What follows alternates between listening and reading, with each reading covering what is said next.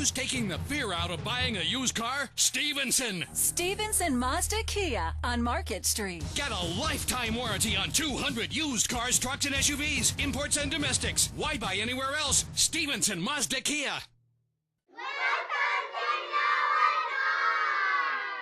Noah's Ark Children's Center at Masonboro Baptist Church offers families an alternative choice for kindergarten. We provide a high-quality academic program in a family-oriented Christian environment that prepares children for their future academic success. We chose Noah's Ark because of the low ratios and the individual attention. Jackson is where we thrive because of that. Thinking about kindergarten? We are enrolling now for fall 2010. Call us for more information. Truckloads of unclaimed used vehicles still owned by banks have been shipped to one location. Stevenson Mazda Kia on Market Street. It's a regional unclaimed inventory sell-off. Used cars with a lifetime warranty are priced thousands below auction prices. Welcome back to the Cape Fear Sports Report, driven by Stevenson Automotive Group. We're here at Hell's Kitchen. Oh man, the first order of wings just came out and they smell delicious. If you haven't had them before, they're like draft picks. They're offensive and defensive linemen, first rounders for sure. They go great with the March Madness game on the background on this big TV here. Good combination, March Madness and some wings. That's for sure. Well, it's starting to get nice outside though, and over at UNCW, they're heading out on the baseball diamond. Some big expectations for the Diamond Hawks this year. It seems like they're finally starting to hit their stride. Yeah, we'll see. They had a rough start in their CAA opener. Let's find out how they did against Towson over this weekend. The Seahawks were looking to get skipper Mark Scaff win number 599 Friday night, but they ran into the strong pitching of Michael Triunfo and Towson. UNCW took a 1-0 lead on Robbie Monday's solo shot, but they struggled to score from there on out. Towson's bats woke up in the middle innings. The Tigers put 3 runs on the board in the fourth, and they weren't done there. They continued to batter Seahawks starter Tyler McSwain. Towson rallied for another 3 spot in the 5th inning as they built a commanding 6-1 lead at Brooks Field. In the 7th inning, UNCW got things going. Mike Rooney gets a pitch in his wheelhouse, driving it to the left center gap. It goes all the way to the wall. Ben Thielson's on his horse. He scores all the way from first base, but that would be the last of the Seahawks scoring on the night. Topsail alum Thomas Jones pitched well in relief for UNCW, giving up 1 hit and 1 run in 3 innings of work. But Towson takes the first game of the series 7-2 as UNCW drops their CAA opener to the Tigers, who improved to 5-16 with the win. The Seahawks are now 11-10. UNCW bounced back on Saturday afternoon behind the strong pitching of Cameron Roth. The Seahawks gave Mark Scaff win number 599 with a 7-3 victory. Roth has a 1.64 ERA over his last 3 starts. Brian Booth and Stephen Harold posted 2 shutout innings in relief. The Seahawks will wrap up the series Sunday as Coach Scaff goes for number 600. First pitch has been moved up to 12 o'clock noon. We'll log on to CapeFearSportsReport.com throughout the week. We'll see if Coach Mark Scaff can get big win number 600. Yeah, and over at UNCW, the baseball team is in full swing, but it's not the only thing they've got going on over there. Jim Dalkey has our Seahawk Roundup.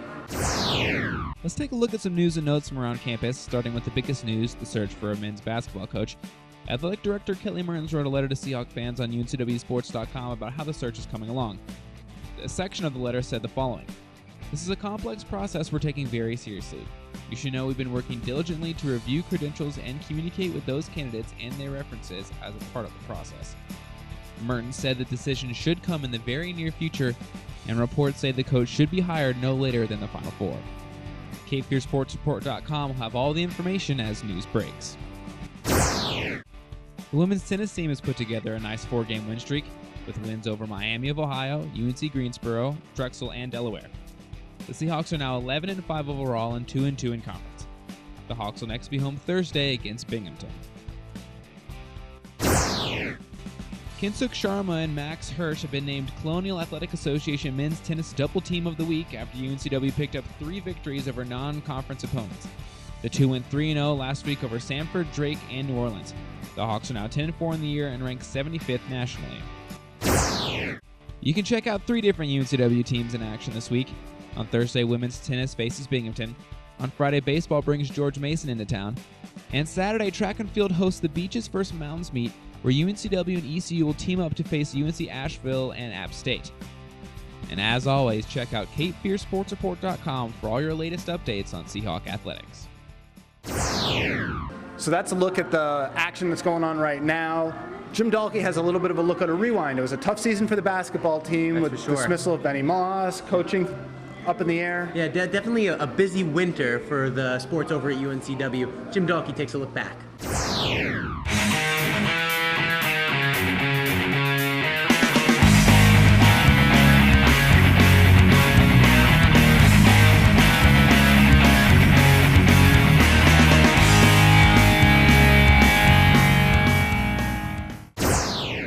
We've talked a lot on the Cape Fear Sports Report about how the men's basketball season ended, so I'll just hit the highlights.